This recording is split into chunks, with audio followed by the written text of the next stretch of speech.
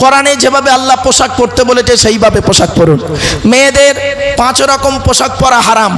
করকম মা বোনেদের বলে যাচ্ছি, মা বোনেরা 5 রকম পোশাক পরা আপনাদের হারাম। 1 নাম্বার হলো মেয়ে ছেলেরা ওই পোশাক পরতে পারবে না, হারাম, যে পোশাকটা গায়ের সঙ্গে চাপটে থাকে, যাকে টাইট ফিট পোশাক বলা হয়।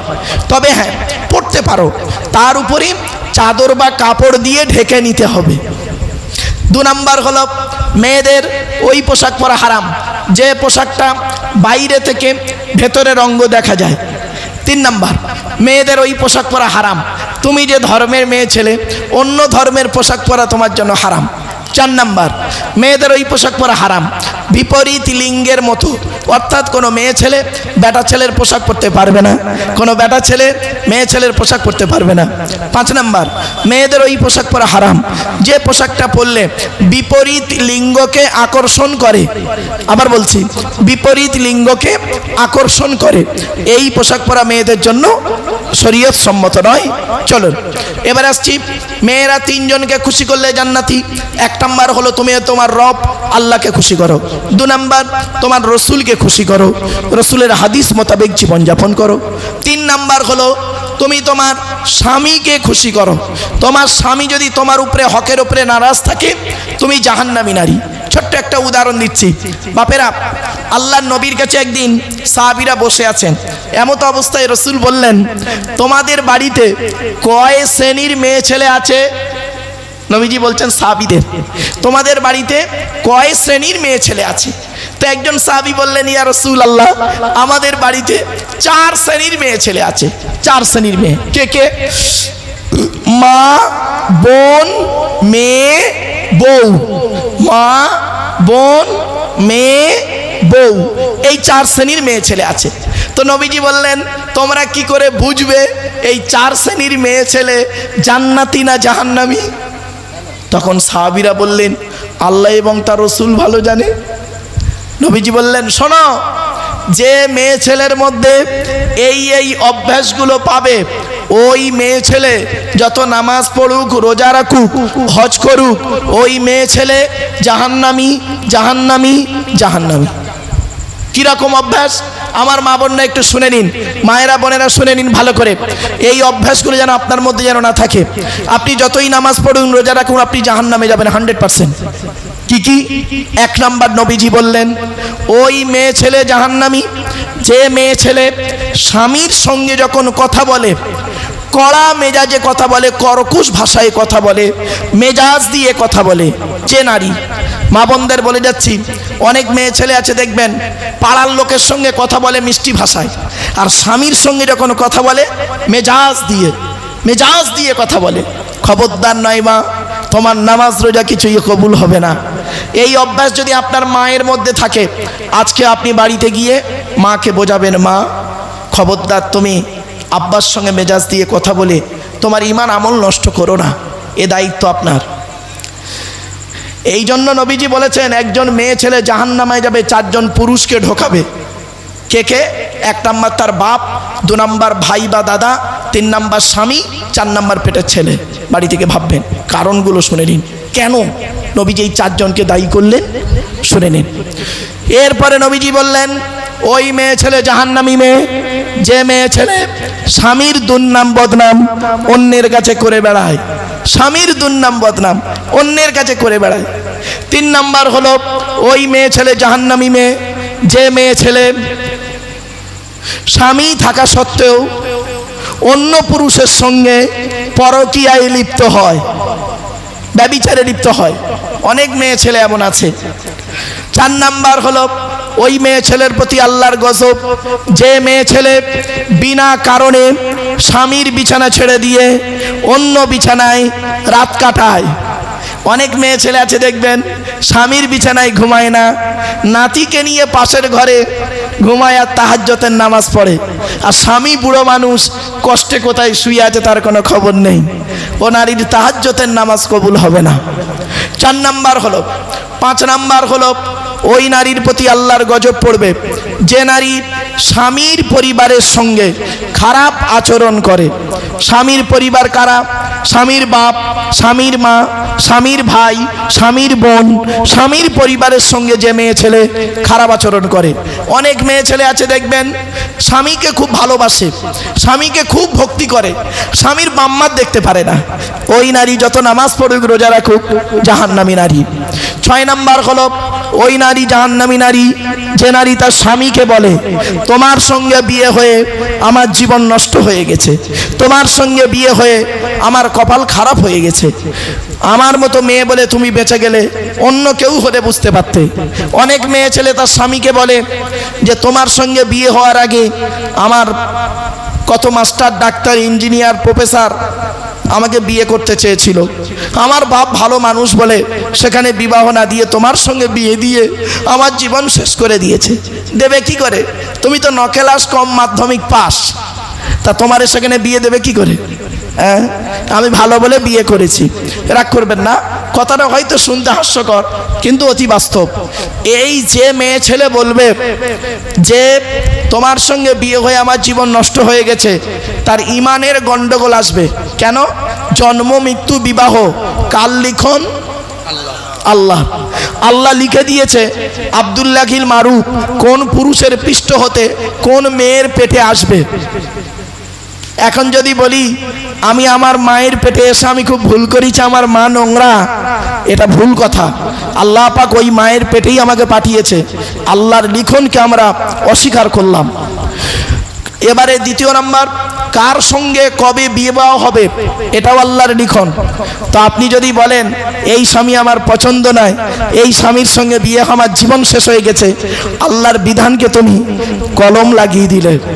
মনে রাখবেন। 3 নাম্বার, কোন জমিনে কোথায় কি অবস্থায় তোমাদের মৃত্যু হবে কবে এ তুমি জানো না। এই আয়াতের, এই হাদিসের পেছনে একটা আয়াত রয়েছে, ইন্নাল্লাহা ইনদাহু ইলমুস সাআ ওয়া ইউনাজ্জিলুল গায়স ওয়া ইয়ালামু মা ফিল আরহাম ওয়া মা তাদরি নাফসুম মাযা তাকসিবু গাদা ওয়া মা তাদরি নাফসুম বিআইয়ি আরদিন তামুত ইন্নাল্লাহা আলিমুন খবীর। 21 নম্বর পারা 13 নম্বর পৃষ্ঠা 13 নম্বর লাইন, সূরার নাম সূরা লোকমানের 34 নম্বর আয়াত। আল্লাহ বলছেন কিয়ামত কবে হবে বান্দা কারোর বলার ক্ষমতা নেই। 2 নাম্বার হলো ওয়া ইউনাজ্জিলুল গায়স, কোন মেঘে কতটা পানি বর্ষণ হবে কারোর বলার ক্ষমতা নেই। 3 নাম্বার হলো ওয়া ইয়ালামু মা ফিল আরহাম, মাতৃগর্ভে কি আছে, চোর হবে না ডাকাত হবে, আলেম হবে না হাফেজ হবে, এ বলার ক্ষমতা কারোর নেই। 4 নাম্বার হলো ওয়া মা তাদরি নাফসুম মাযা তাকসিবু গাদা, আগামীকাল বান্দা কি খাবার খাবে, কত টাকা উপার্জন করবে, এ বলার ক্ষমতা কারোর নেই। 5 নাম্বার হলো কোন জমিনে কোথায় কবে কি অবস্থায় মৃত্যু হবে এ বলার ক্ষমতা কারোর নেই। নারী জাতির পৃথিবীতে শত্রু হলো 2টো। কটা কটা কটা কটা নারী জাতির শত্রু পৃথিবীতে 2টো। 1 নাম্বার হলো কি জানেন? সতীন। সতীন হলো নারী জাতির চরম শত্রু। কিরকম শত্রু দেখবেন? মেয়েদের বুদ্ধি দেখুন, মেয়েদের বুদ্ধি। স্বামী মরে যায় যাক, স্বামী মরে যায় যাক, সতীন তো বিধবা হলো, ও নিজে যে বিধবা হয়ে গেছে আর খেয়াল নেই। এই হলো নারীর বুদ্ধি। আবার দেখেন নারী জাতি আর একটা গ্রাম বুদ্ধি দেখুন ওদের। নারী যখন বউ হয়, নারী যখন বউ হয় তখন আলাদা খাবার লাইন করে, আর ওই নারী 20 বছর পরে যখন শাশুড়ি হয় একসাথে খাবার হাদিস শোনায়। ঠিক না বেটি? একই নারী 20 বছর আগে যখন বিয়ে হয়েছিল তখন ছোট হাঁড়ি ছোট কড়া, একটা হাঁড়ি একটা গ্যাস, স্বামী স্ত্রী দুজনে খাবো, শ্বশুর শাশুড়ি দেখবো না, দুজনে খাবো, এইরকম মানসিকতা। আর ওই নারী 20 বছর পর ওর ছেলের বিয়ে দিয়েছে, বৌমা এসছে, ও এখন শাশুড়ি, বৌমাকে হেদায়েতের বাণী শোনাচ্ছে। জানো বৌমা, আমরা শ্বশুর শাশুড়ির এক হাঁড়িতে 30 বছর কাটিয়েছি। বুঝতে পারছেন? 3 দিনও কাটায়নি। যাই হোক, নারী জাতির শত্রু হলো আর একটা, কে শুনুন, ননদ। কি বললাম? ননদ হলো নারী জাতির চরম শত্রু। এজন্য আপনাদের বলে যাচ্ছি, আপনি যখন আপনার বোনকে ছোলা চিনি জামা কাপড় টাকা পয়সা দেবেন, বউকে না জাইনে দেওয়াটাই উত্তম। আর এ অনেক বোকা মানুষ আছে, বোঝে না বউ পাগলা বিবির গোলাম। বোনকে একটা শাড়ি দিচ্ছে, বউকে জানিয়ে, জানো সোনা এইটা বোনকে দিচ্ছি, ওর কলজে ফেটে যাবে। বাস্তব কথা বললাম। আবার কেনই বলি, কেনই বা আপনারা বইয়ের অনুমতি নেবেন না? আপনাদের তো বইয়ের অনুমতি নিতেই হবে। কেন নেবেন শুনে নিন, রাগ করবেন না কেউ। কেন বইয়ের অনুমতি নেবেন? ফুলসজ্জার রাতে, বাসর রাতে যখন বইয়ের ঘরে ঢুকেছিলেন, রাত 12টার পরে একা একা যখন ঢুকেছিলেন, মনে মনে কি বলেছিলেন? 50,000 টাকা এই আম্মা গাড়ি 5 ভরি সোনার বিনিময়ে আজ থেকে তোমার বাপের কেনা চাকর গোলাম হইয়া গেলাম। তুমি যাহাই বলিবে তাহাই শুনিব, গন্ডগোল যদি করি মারিতে দ্বিধাবোধ করিবে না। তোমার বিরুদ্ধে যদি কোনোদিন কোনো গন্ডগোল করিয়া থাকি, জয়নগর থানায় বধূ নির্যাতন কেস দিয়া বাপ আর মাকে জেল খাটাইয়া লকাবে ঢুকাইয়া আমারই কেলানি দেবে। হয়েছে বাবা?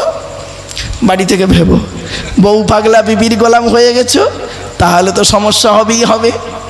বাস্তব কথাটা বললাম।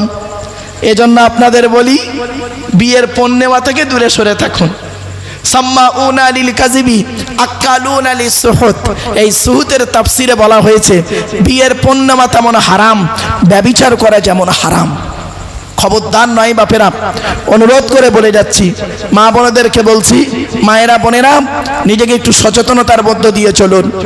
এরপরে আসছি কিয়ামতের মাঠে, একদম শেষ দিকে নিয়ে আসছি বক্তব্য। অসুবিধা হচ্ছে বাবা? এবার শেষ করে দিচ্ছি বাবা, চিন্তা নেই। কারণ কি জানেন, এই সমস্ত আলোচনা এশার নামাজের পরে হলে সুবিধা হয়। এশার নামাজের পরে 2-2.5-3 ঘন্টা বলে দিলাম, মানুষ আন্তরিকতা নিয়ে শুনতে পারে। আর অনেক সময় কি হয় জানেন বাবা, এই প্রধান বক্তা হতে গিয়ে কপালে বজ্রাঘাতটা পড়ে। তার মানে প্রধান বক্তার তোলে লাস্টে, তখন লোক একটু বাড়ি যাওয়ার মানসিকতা তৈরি হয়। তো কয়েকটা কথা আপনাদের বলে যাচ্ছি, বাড়ি থেকে একটু ভাববেন, মিলিয়ে নেবেন। কিয়ামতের মাঠে, কিয়ামতের মাঠে 2 দিকের প্রশ্ন হবে। কদিকের? যতদিন বাঁচবেন মা বোনের একটু শুনে নিন, যতদিন বাঁচবেন এই প্রশ্নের উত্তরগুলো খুঁজে বের করবেন। কি কি? কিয়ামতের মাঠে আপনাকে 2 দিকের প্রশ্ন হবে। 2 দিকের প্রশ্ন। একদিকের প্রশ্ন হবে আল্লাহর তরফ থেকে, দ্বিতীয় নাম্বার প্রশ্ন হবে বান্দার তরফ থেকে। আল্লাহর তরফ থেকে যে প্রশ্ন হবে, সেই প্রশ্নগুলো কি কি আল্লাহ বলবেন, তুই আমাকে 100% বিশ্বাস করেছিলিস? তুই নামাজ পড়েছিলিস? তুই রোজা রেখেছিলিস? তুই জাকাত দিয়েছিলিস? তুই দান খয়রাত করেছিলিস? এই প্রশ্নগুলো আল্লাহর তরফ থেকে হবে। তো বান্দা সেদিন কি বলবে? আল্লাহ মাঝে মাঝে পড়েছি, মাঝে মাঝে করিনি, মাঝে মাঝে রেখেছি, মাঝে মাঝে রাখিনি। আল্লাহ আপনি দয়ালু, দয়াবান, আপনি যদি আজকের মাফ না করেন আমার কোনো রাস্তা নাই। আপনি তো বলেছেন ইন্নাল্লাহা লা ইয়াগফিরু আন ইউশরাকা বিহি ওয়া ইয়াগফিরু মা দুনা যালিকা লিমান ইয়াশা। আল্লাহ আপনি বলেছেন শিরককারীর গুনাহ মাফ করব না, বাকি গুনাহ মাফ করলে করতে পারি আমার ইচ্ছা। তো আপনি আজকের গফুরুর রহিম, রহমানুর রহিম, দয়ালু দয়াবান, আপনি আমার গুনাহগুলো মাফ করে দিন। তো আল্লাহ রাব্বুল আলামিন যদি ইচ্ছা করেন সেদিন দয়ালু দয়াবান মাফ করলে করতে পারেন, তারই ইচ্ছা। কেন তিনি বলেছেন লা তাকনাতু মির রাহমাতিল্লাহ ইন্নাল্লাহা ইয়াগফিরুয যুনুবা জামিআ ইন্নাহু হুয়াল গফুরুর রহিম। এটা গেল। একজন মেয়ে ছেলে 3 জনকে খুশি করলে জান্নাতি। মা বোনেরা, 1 নম্বর হলো আপনি আপনার রব আল্লাহকে খুশি করুন, অর্থাৎ কোরআন মোতাবেক জীবনযাপন করুন। 2 নম্বর, মা বোন আপনি আপনার নবীকে খুশি করুন, নবী যেভাবে চলতে বলেছেন সেইভাবে চলুন। সেই সন্ধ্যার পর থেকে নিয়ে এই পর্যন্ত অনেক মানুষ অনেক ধৈর্যের পরিচয় দিয়ে তারা কোরআন ও হাদিসের কথা শ্রবণ করেছেন। মওলাই করিম, ওগো আল্লাহ, এই মাইকের আওয়াজ অনেক দূর পর্যন্ত পৌঁছাচ্ছে। অনেক বাড়িতে মা ও বোনেরা সেখান থেকে আলোচনা শ্রবণ করেছেন, পর্দার আড়াল থেকে। ইলাহুল আলামিন, আমরা যারা এখানে বসে এখনও পর্যন্ত এত গভীর রাত পর্যন্ত অপেক্ষা করেছি শুধুমাত্র কেবলমাত্র তোমার কোরআনের ভালোবাসায়, কোরআনের তাফসীর শোনার আশায়, ওগো আল্লাহ আমাদের সকলকেই তুমি কবুল করে নাও। এর ওসিলায় আমাদের সকলের বিগত জীবনের সমূহ গুনাহ খাতাকে তুমি মাফ করে দাও। ইলাহাল আলামিন, তোমার রসুল বলেছেন, মাম বানা লিল্লাহি মসজিদান বানাল্লাহু লাহু বাইতান ফিল জান্নাতি মিসলু। দুনিয়াতে যে একটি মসজিদ নির্মাণ করবে বা মসজিদ নির্মাণ কাজের সহযোগিতা করবে, তার বিনিময়ে জান্নাতের মধ্যে তার জন্য তুমি হিরে মণি মুক্ত জওহর খচিত সুন্দর রাজপ্রাসাদ তৈরি করে দেবে। ইলাহাল আলামিন, সেই আশায় বক্তাদের বক্তব্য আলোচনা শ্রবণ করার পরে এলাকার গরিব এলাকা, তারপরেও কেউ অর্থ লিখিয়েছেন 20,000, 10,000, 5,000, 2,000, 1,000, 500, কেউ 10 বস্তা, কেউ 20 বস্তা, কেউ 2 বস্তা, যে যতটুকু শক্তি সামর্থ্য যার ছিল সেই অনুপাতে ওগো আল্লাহ, তুমি কোয়ান্টিটি না দেখে তাদের আন্তরিকতাকে তুমি প্রাধান্য দিয়ে সকলের এই দান করাকে তুমি কবুল করে নাও। এর বিনিময়ে যা কিছু দেওয়ার তুমি উত্তম প্রতিদান তুমি দিয়ে দিও মাওলা। ইলাহাল আলামিন, এই মসজিদের যে সম্প্রসারণের যে কাজ চলছে, অল্প সময়ের মধ্যে তার ছাদ ঢালাই হবে, তার জন্য এখানে যে যার শক্তি সামর্থ্য অনুযায়ী যে যতটুকু দান করেছেন, যারা নগদ দিয়েছেন তাদেরকেও তুমি কবুল করে নাও। যারা বাকিতে নাম লিখিয়েছেন, ওয়াদা করেছেন, ওগো আল্লাহ, তাদেরকে অতি শীঘ্রই তা পরিপূর্ণ পরিশোধ করে দেওয়ার তুমি বন্দোবস্ত করে দাও। তাদের ব্যবসা বাণিজ্যের রুজিতে তুমি বরকত দাও। সমস্ত রকমের প্রতিবন্ধকতাকে তুমি দূরীভূত করে দাও। ইলাহাল আলামিন, তোমার ঘর, তুমি চাইলে কোনো একজন বান্দার দ্বারায় তুমি তোমার অসম্পূর্ণ কাজকে, তোমার ঘরের পরিপূর্ণ কাজকে তুমি করিয়ে নিতে পারো মাওলা গো। তারপরেও তুমি আমাদেরকে সুযোগ দিয়েছো। সকলের টাকা, সকলের উপার্জিত অর্থ তোমার ঘরে লাগে না মাওলা, সেটা আমরা জানি। তোমার রসুলের হাদিসে আছে, ওগো আল্লাহ, যার মালকে তুমি পছন্দ করো তারই মাল, তারই অর্থ তুমি তোমার ঘরের কাজে লাগাও। ওগো আল্লাহ, যে বা যারা এখানে ওয়াদা করেছেন, কেউ বেনামিতে দিয়েছেন, তুমি তাও জানো। তুমি তো ইন্নাল্লাহ আলিমুম বিজাতি সুদূর, তুমি তো প্রত্যেকের অন্তর্যামী মাওলা। তুমি সকলের জায়েজ মাকাসিদকে পুরা করে দাও। অনেকে তাদের আব্বাজানের উদ্দেশ্যে, অনেকে দাদা দাদি নানা নানির আত্মার শান্তির কামনায় তারা দান করেছেন। ইলাহাল আলামিন, অনেকে অসুস্থ আছেন, অনেকে সেই নিয়েতেও দান করেছেন। ইলাহাল আলামিন, যে বা যারা যে উদ্দেশ্যে দান করেছেন বা নাম লিখিয়েছেন, ওয়াদা করেছেন, ইলাহাল আলামিন, সকলের জায়েজ মাকাসিদকে তুমি পুরা করে দাও। তাদের আশা আকাঙ্ক্ষা মনস্কামনাকে তুমি পুরা করে দাও। তাদের এই দানের ওসিলা করে তাদের সমস্ত রকমের আসমানি, জিসমানি, জমিনি, রুহানি, জিন্নাতি, ইনসানি আপদ বিপদ বালা মুসিবতের হাত থেকে তুমি হেফাজত করো।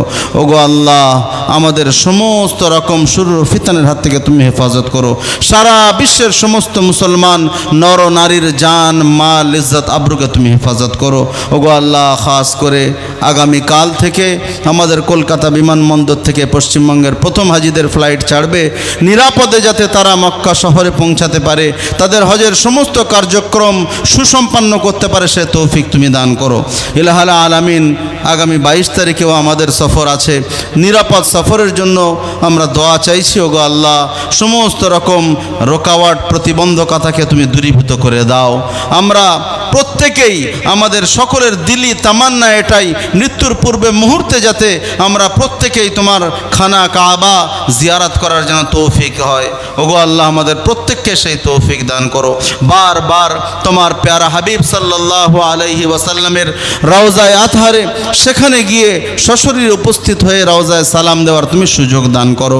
ওগো আল্লাহ, আমাদের প্রত্যেককে এই চোখে, চর্ম চোখে তোমার খানা কাবা, যে কেবলার দিকে মুখ করে সারা জীবন নামাজ আদায় করছি, যে কাবার দিকে মুখ করে নামাজ পড়ার জন্যই মসজিদের কাজ সম্প্রসারণ চলছে, ওগো আল্লাহ, সেই কাবায় গিয়ে কাবার গ্লাভ ধরে যাতে আমরা কাঁদতে পারি, আমাদের নারী পুরুষ নির্বিশেষে সকলকে সেই সুযোগ এবং তৌফিক তুমি দান করো। ওগো আল্লাহ, যে বা যারা দোয়ার জন্য বলেছেন, দোয়ার হক রাখেন, সকলের জায়েজ মাকাসিদকে তুমি পুরা করে দিও। ওগো আল্লাহ, অনেক মেহনত করে কিছু যুবক সাথীরা তারা অক্লান্ত পরিশ্রম করে উদ্যোগী হয়ে এই জলসার আয়োজন করেছেন। ওগো আল্লাহ, তাদের এই মেহনত পরিশ্রমকে তুমি কবুল করে নিও, এর উত্তম প্রতিদান তুমি দান করো। ওগো আল্লাহ, খাস করে এই জলসার পিছনে যাদের অবদান আছে এবং জলসার জন্য লোকের দ্বারে দ্বারে এই মসজিদের অসম্পূর্ণ কাজকে সম্পূর্ণ করার জন্য এখানকার প্রধান থেকে শুরু করে মেম্বার থেকে শুরু করে এলাকার যুবক ভাইয়েরা এবং বয়স্ক বাবাজিরা যে যার দ্বারায় যতটুকু সম্ভব হয়েছে, যে যতটুকু মেহনত করেছেন, কেউ অর্থ দিয়ে, কেউ শ্রম দিয়ে, কেউ সময় দিয়ে, কেউ বুদ্ধি দিয়ে, ওগো আল্লাহ সকলের সমস্ত রকম এই পরামর্শ দেওয়া, অর্থ দিয়ে সহযোগিতা করা, এক কথায় সকলের সমস্ত রকমের সহযোগিতা করাগুলোকে তুমি কবুল করে নাও। যে সমস্ত মা ও বোনেরা পর্দার আড়াল থেকে তারা এই তোমার ঘরের নির্মাণ কাজের জন্য ওগো আল্লাহ যারা নাম লিখিয়েছেন, অর্থ নগদ দিয়েছেন বা ওয়াদা করেছেন, তাদের উত্তম প্রতিদান তুমি দিও মাওলা। ওগো আল্লাহ আমাদের প্রত্যেকের ওপর তুমি রাজি এবং খুশি হয়ে যাও। যে কাজ করলে, যে কথা বললে, যে পথে চললে তুমি এবং তোমার পেয়ারা হাবিব রাজি খুশি হবেন, সেই কাজ করার, সেই কথা বলার, সেই মতো চলার তুমি আমাদের সকলের তৌফিক নসিব করো। ওগো আল্লাহ আমাদের সকলের শেষ মিনতি এই তোমার পেয়ারা হাবিব সাল্লাল্লাহু আলাইহি ওয়াসাল্লামের শেখানো কালেমায়ে তাইয়্যিবা লা ইলাহা ইল্লাল্লাহু মুহাম্মাদুর রাসূলুল্লাহ সাল্লাল্লাহু আলাইহি ওয়াসাল্লাম, এই ঈমানি কালেমা পড়তে পড়তে ঈমানি হালাতে যাতে ইহলোক ত্যাগ করে পরলোক গমন করতে পারি, আমরা সকলেই, আমাদের সকলকে সেই তৌফিক তুমি দান করো। ওগো আল্লাহ আমাদের প্রত্যেককেই তুমি বিনা হিসাবে জান্নাতুল ফেরদাউস নসিব করো। তোমার প্যারা হাবিব সাল্লাল্লাহু আলাইহি ওয়াসাল্লাম উম্মতের কল্যাণের জন্য, মঙ্গলের জন্য যা কিছু চেয়েছেন সেই সমস্ত রকমের দোয়া তুমি আমাদেরকে দান করো। আর যে সমস্ত খারাপি থেকে বিরত থাকবার জন্য বারবার উম্মতদেরকে আগাহ করেছেন, সজাগ সচেতন থাকার জন্য বারবার বলেছেন, সেই সমস্ত রকমের শরিয়াত পরিপন্থী কার্যকলাপ থেকে আমাদের প্রত্যেককেই বিরত থাকবার তুমি তৌফিক নসিব করো। ইলাহাল আলামিন। এখানে মুফাসসিরে কোরআন, হাক্কানি ওলামা একরামরা আছেন, হুফাদে কেরামরা আছেন, নওজোয়ান যুবক সাথীরা আছেন, অনেক বাবাজিরা আছেন, সাদা দাড়িওয়ালা মুরব্বীরা আছেন। ওগো আল্লাহ অনেক মাদ্রাসার মাসুম বাচ্চারা আছেন, পর্দার আড়াল থেকে পর্দানাসিনা ধার্মিকা মা ও বোনেরা যারা দীর্ঘক্ষণ ধরে আলোচনা শ্রবণ করেছেন, ইলাহাল আলামিন তারাও আমাদের সঙ্গে হাত তুলেছেন। এক কথা ওগো আল্লাহ তুমি যাকে ভালোবাসো, যার তুমি পছন্দ করো, যার ইবাদতকে তুমি পছন্দ করো, তার হাতের ওসিলায় তোমার প্যারা হাবিব সাল্লাল্লাহু আলাইহি ওয়াসাল্লামের সাদকায়ে তুফাইলে আমাদের সকলের দোয়াখানাকে তুমি কবুল ও মঞ্জুর করে নেন। রব্বানা তাকাব্বাল মিন্না ইন্নাকা আনতাস সামিউল আলিম ওয়া তুব আলাইনা ইন্নাকা আনতাত তাওয়াবুর রহিম। সুবহানা রাব্বিকা রাব্বিল ইজ্জাতি আম্মা ইয়াসিফুন ওয়া সালামুন আলাল মুরসালিন ওয়াল হামদুলিল্লাহি রাব্বিল আলামিন। আমিন বিরহমাতিকা ইয়া আরহামার রাহিমিন।